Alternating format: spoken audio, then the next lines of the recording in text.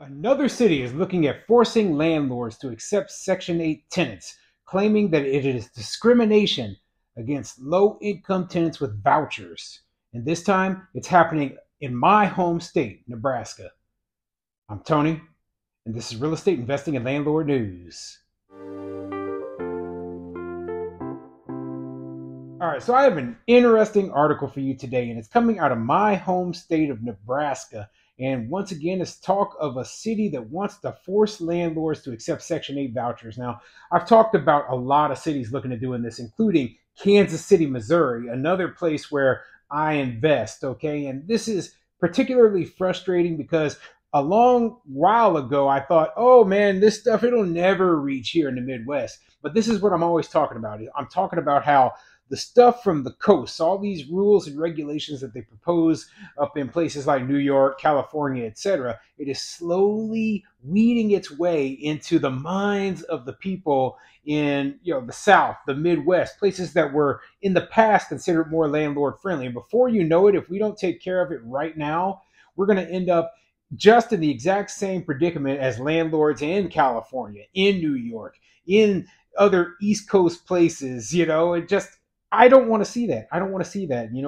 I don't care if they want that stuff for where they live, but I don't want to have to deal with that nonsense here. And if there's nowhere we can escape, then, it might not be worth it to invest in real estate anymore here in the United States at all. So, like when I read about them wanting to force landlords to accept Section 8 vouchers, I keep in mind that the Section 8 program, the housing vouchers are supposed to be voluntary. The federal government says that they're voluntary, but states and local municipalities, they see things differently. They think in their minds that somehow they're going to be able to solve the housing crisis if they force landlords to take tenants they don't want. And that's just not the case. It's not the case at all. And the problem is that it doesn't look at the reasons why landlords don't want to participate in these programs. Now, they think they know the reasons. They think they know what they're talking about, and they don't. The only thing they really know is that we're not taking them. Most of the time, they don't want to talk to us, and they start pulling these ideas out of the back of their heads about why our reasoning is for not taking it. And most of it comes down to, oh, well, they're just greedy. They're just greedy. The landlords are greedy. They're evil. Whatever. Okay? The real problem is them, the bureaucracy. And we don't want to have to deal with the bureaucracy, the government being involved inside our contract between us and the tenant. Okay, we don't want the government acting as a middleman because the government makes everything worse. They make everything slower. They make everything more expensive. They make everything harder. Okay, we just want a simple contract between us and the tenant. And a lot of landlords, when we put that government middleman in there, all of a sudden it takes that simple process and makes it super complicated and makes nothing work exactly the way it's supposed to work. So before I get into the article, go ahead, hit the like, subscribe button, maybe leave a comment down below and let me know what you think. For the landlords out there outside of the coast in states that are generally landlord friendly, and I'm talking about mostly the Midwest and the South, right? Have you seen these sort of proposals for forcing landlords to accept these vouchers?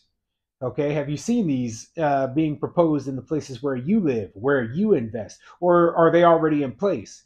And if they are already in place, the question is it actually helping these people find housing? Or is it just a feel-good sort of measure? That's what I believe. I don't have any proof of that. But in my opinion, I don't think that the landlords who don't want Section 8 are all of a sudden just going to be, oh, yep, all the Section 8 people are going to have housing. I don't believe that's going to even happen. Okay, but anyway, let's get into this article and see what it says.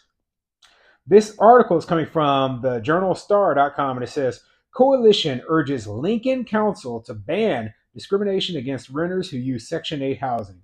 In Lincoln, Nebraska, so that's close to where I live. Lincoln's about an hour away from Omaha, and I go there all the time. I've been there more times than I can count, okay? And Lincoln's a college town, so it's one of the more left-leaning places in the entire state. But anyway, let's get into the article. A group of housing advocates on Monday presented the Lincoln City Council with a petition signed by more than 500 people, asking it to pass an ordinance banning housing discrimination based on a renter's source of income.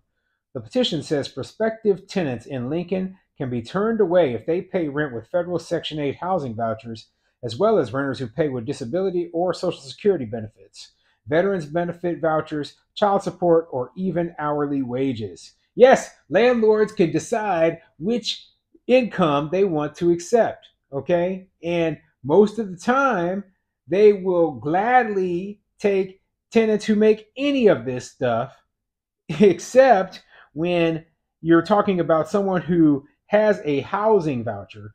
Keep in mind, when you're talking about somebody who's paying rent with a housing voucher, that's a lot different than when you're talking about somebody who's paying rent with a veteran's check, okay, a veteran's benefit check.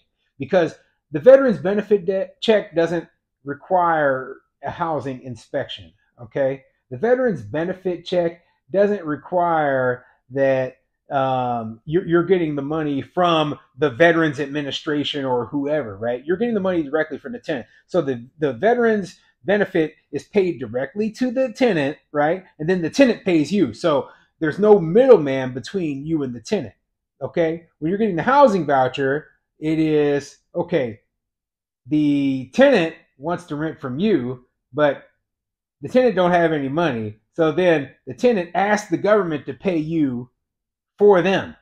So now you've got the government in the middle, and then the government puts stipulations on that money. Okay, when you're getting money from these other sources, be it the veterans check, be it child support, be it hourly wages or whatever, you're getting that money directly from the tenant, directly from them, not through the government. And see, so that's why this is so misleading. They always talk about that, right? But the problem is when you're not getting the money from the tenant, right? And you have this middleman involved, and you start having all these other issues involved as well. Casey Ogle, senior staff attorney for Collective Impact, speaking at a news conference outside the county city building on Monday, said source of income discrimination based on rental assistance vouchers exacerbates Lincoln's already dire affordable housing situation and contributes to racial disparities within the city. It shouldn't surprise you they tried to bring up the whole racial issue, because that's the sort of thing that they always try to do in order to garner sympathy, right? But the truth of the matter is that in most places, the number of people who are using housing vouchers, you look at the demographics of the people, and it isn't just any one specific race. It is all races of people are using these vouchers. And I don't think that landlords are sitting there thinking to themselves, yeah, we're trying to get this group over here, so we're gonna start rejecting vouchers. I honestly don't believe that's happening at all. I do think that they're using it as a scapegoat and trying in order to push their agenda. But yeah, that's pretty typical. It's a pretty typical kind of thing when you see from the left, right? If anything, they don't like they don't like it that we reject these voucher holders. Oh, it's racist. It's racist. And the argument gets old. It gets old, and it seems stupid to me, okay? Stupid and lazy. But, it doesn't surprise me that they would use that, because, these people making the arguments are stupid and lazy. They don't even do basic research. One of the best things you can do to figure out why landlords don't accept vouchers is talk to the landlords. And the landlords will tell you this stuff. I believe personally, if they removed the inspection criteria from the voucher program, they pay, let's say, a couple of things, right? If they paid the tenant the rent money directly, okay, and then the tenant would be forced to pay the landlord, right? So all of the 100% of the rent would be coming from the tenant, and they removed all the inspection contingencies involved, right? I think that a lot more landlords would be perfectly willing to accept those vouchers, voucher money, I guess you could say, and accept those voucher tenants. Because, like I said, the bureaucracy is a huge part of the problem. Now, there are other issues involved, like the tenants themselves. A lot of them are bottom of the barrel. They are not good tenants, and just not the kind of people that we would accept, regardless of if they have the money to pay to rent your place or not.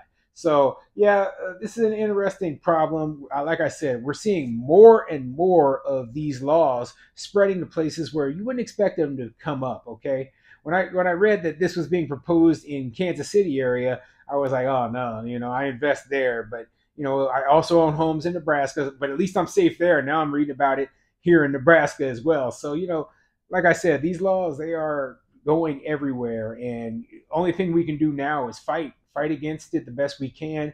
I'm trying to spread as much information out there so people understand the logic that we have, why a lot of landlords don't want to accept it. But you know they don't want to listen to me. They want to instead just sit there and only talk to the tenants, only listen to what they have to say.